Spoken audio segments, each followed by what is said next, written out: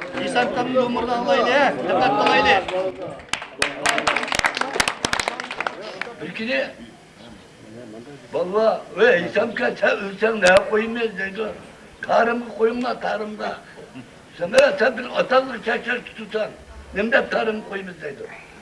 2 yıldan keyin benim ölümümle iki buna karab körören gözümün yol çıkacak.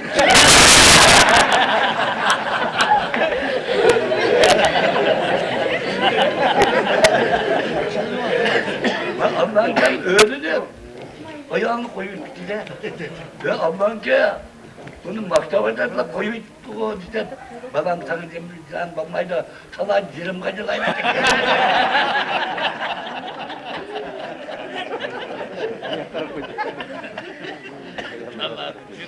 Bir ayol deysem ki ben ne kez kirgendime dedi. Siz 30 kiresiz 30'ga. Desem evliya gelse dedim desem ki benim işimni kandan taptın dedim. İşinizle 32 gibi.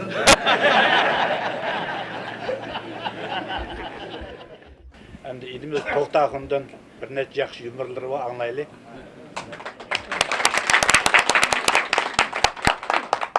Benim bir balam vardı. Şu birinci sınıfta 2 yıl kaydı okudu bu. Kışlık tatil bu vakti bunu. Sual sorup bakaydı be, sana bakına sen. 2 yıl oldu sen birinci sınıfta okuvattın. 1, 2, 2, 4, 8, 8, 10 da taklaplı toşkuz etti bu. Şu kulukunu sozup durup ya baştan okusan sen çoğulganda ne bolsa ey sen. Desem mantıqan tağcan bunu.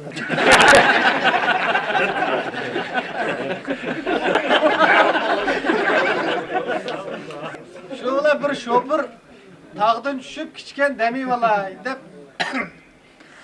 rolgu beşini koyup uxlab tushli birisi kelib o'qitdi. Ey, soat necha bo'ldi? Bunda o'tirib soat 4 oldu efkam. Degandiki, yanağım dolup uxlab olay deb rolga beşini qo'ysa birisi kelib, ey, soat necha bo'ldi? Ben qarab soat 4:30 bo'ldi. Bugunlar uxlatmam deyman, soatni so'rab. Bunu da saatini bilmeymen deb yiz qo'yaylar deb bilmeymen saatning necha deb derizga chaplab qo'yib rolga beşini qo'yib uxlayli deb tursa beshi o'qitibdi. Qo'pinglar, soat 5 bo'ldi degan.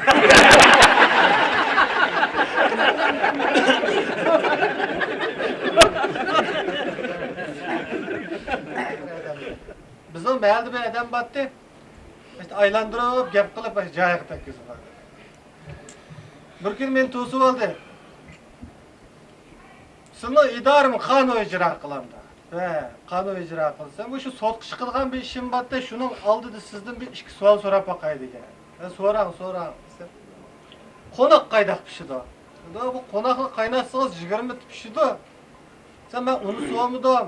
O'sha ta'si deyman dedi. 4-oy ta'singiz 9-oyda pishidi qo'noq degan. Sen deb turib ketib. Ma bizning qo'shni aqad qarimanda bir 300 koy pul olgan. Qo'noq pishqanni biryapman deb. 3 yil oldu bermaydi, o qayda qo'noq deyapti.